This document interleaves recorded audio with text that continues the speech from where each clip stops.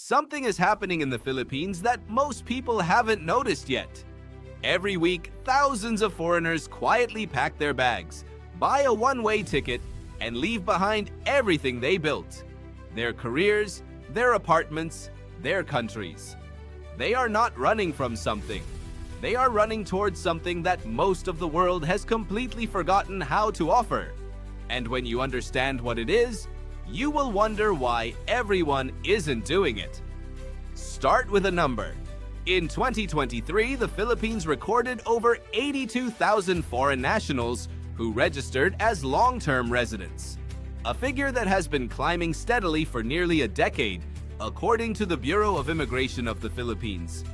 But that number only counts the ones who registered. The actual figure is believed to be far higher. These are not tourists. These are not people on a 2-week vacation. These are professionals, retirees, investors, and remote workers who looked at the entire world and chose, deliberately, to plant their life in the Philippine archipelago. So what do they know that most people don't? The first thing you need to understand is that this is not a new pattern. Human beings have always followed the same invisible force: quality of life per dollar. It is the oldest migration logic in history, older than borders, older than nations, older than the concept of a passport. Economist and author Robert Frank spent decades studying what he called positional goods, the things people buy not because they need them, but because they signal status relative to the people around them. His research found that in high-income countries, a massive portion of personal spending goes not toward actual happiness, but toward keeping up. The house has to be bigger than your neighbor's. The car has to be newer. The school your child attends has to cost more. And because everyone around you is playing the same game, you run faster just to stay in the same place. In the Philippines, that game barely exists for a foreigner. Your income, even a modest one by Western standards, places you in a completely different position. Not because Filipinos are poor, though inequality is real and measurable, but because the cost structure of daily life is fundamentally different from what you grew up with. A full meal that would cost $15 in New York or London costs $1.50 in Cebu. A modern apartment with an ocean view costs less per month than a parking space in San Francisco. A private doctor's consultation that would bankrupt you in the United States costs the equivalent of a fast food meal. This is not a secret, but the depth of what it changes, that part, most people miss completely. When the psychologist Abraham Maslow published his hierarchy of needs in 1943, he described a pyramid. At the base, food, shelter, safety. In the middle, belonging, love, esteem.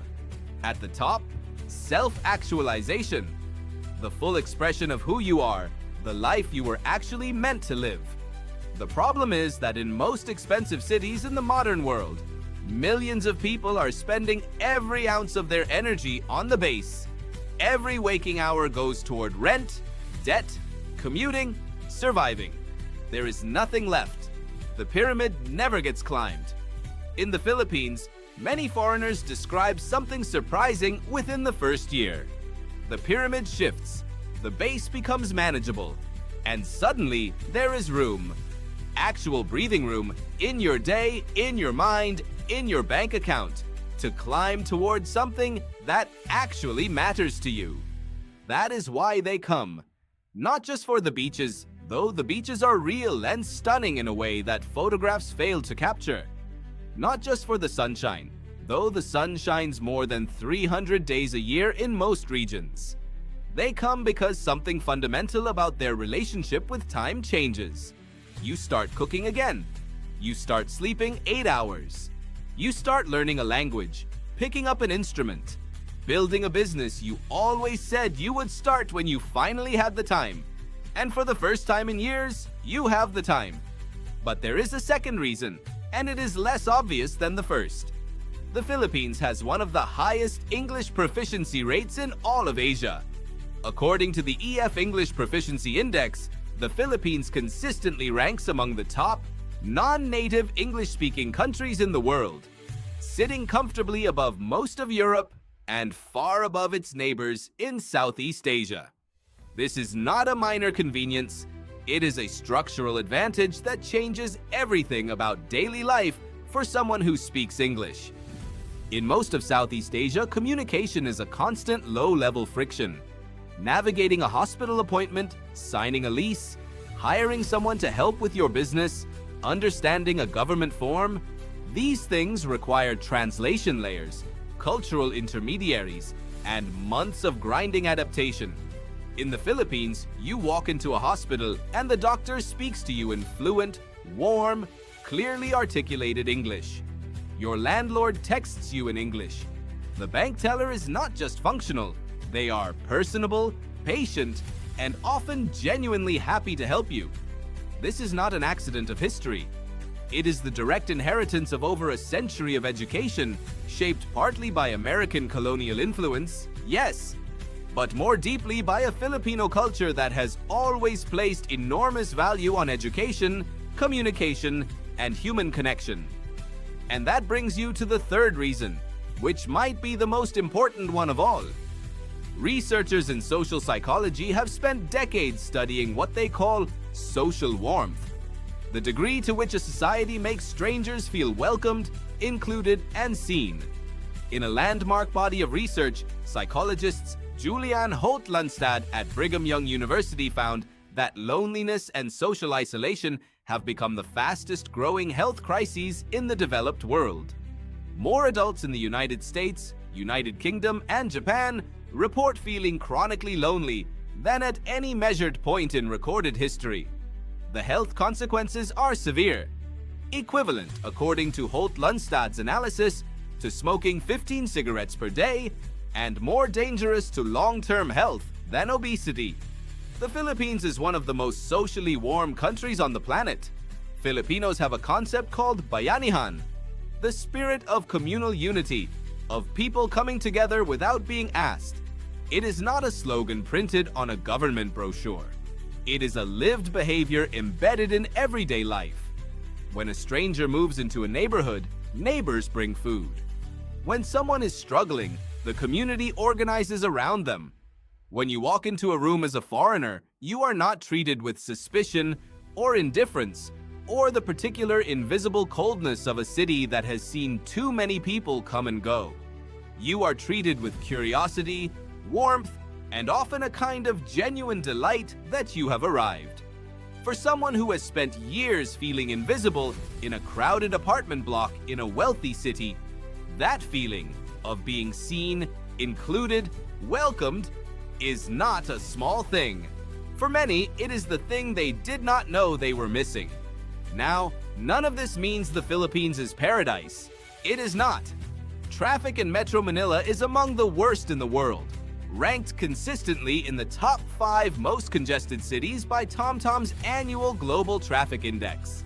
Infrastructure is uneven across regions. Internet reliability outside the major urban centers can test the patience of anyone trying to work remotely. Bureaucracy can be slow and circular in ways that will occasionally make you want to close your laptop and stare at the ceiling. And typhoons are real. The Philippines sits on the Pacific Ring of Fire and in the most active typhoon belt on Earth. Roughly 20 storms make landfall each year. You will learn to read weather systems. You will learn to prepare, to stock supplies, to respect the sky. You will learn, as Filipinos have for generations, that nature does not ask your permission and that life continues robustly on the other side of the storm. But here is the truth that the critics of this lifestyle always miss. Psychologist Mihaly Csikszentmihalyi spent 30 years studying what makes human beings feel most deeply alive. His conclusion, developed through thousands of interviews and published in his foundational work on optimal experience, was that humans are not happiest when life is easy. They are happiest when they are engaged, when the challenge is real but manageable, when growth is visible, when the effort feels meaningful. He called this state flow, and he found that the people most likely to experience it were not the ones who had eliminated difficulty from their lives. They were the ones who had chosen the right difficulties. Many foreigners who moved to the Philippines describe the first year as the hardest thing they have done as adults. Navigating an unfamiliar system, learning a new culture, rebuilding a social world from nothing, figuring out which island or city actually feels like home. And then, almost without exception, they describe something else. They say it was the most alive they had felt in a very long time. You are not built for the numbness of a routine that has long stopped growing. Something in your nervous system knows this, even when the rest of you has learned to accept the gray Monday commute as simply the price of stability. The foreigners moving to the Philippines are not escaping their lives. They are reclaiming them, and the numbers are accelerating. Remote work made geography optional in ways that were structurally impossible 5 years ago. The collapse of the idea that a career requires a physical office in an expensive city has untethered millions of people from places they never actually chose to live. The growing recognition that the developed world's central promise, sacrifice now, live later, was never going to fully deliver. All of these forces are converging and pointing in the same direction. Toward places where the cost of living is honest, the people are warm, the English is clear, and the sky is wide open. If these ideas are landing somewhere real, if this channel is showing you things you haven't been shown before, subscribe. There is another layer to pull back every single week. Another truth hiding in plain sight, waiting for someone to slow down long enough to see it. You will want to be here for it.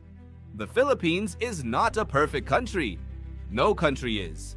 But for a growing number of foreigners, it is something more valuable than perfect. It is the place where, for the first time in years, life started to feel like it actually belonged to them. Something is happening in the Philippines that most people haven't noticed yet.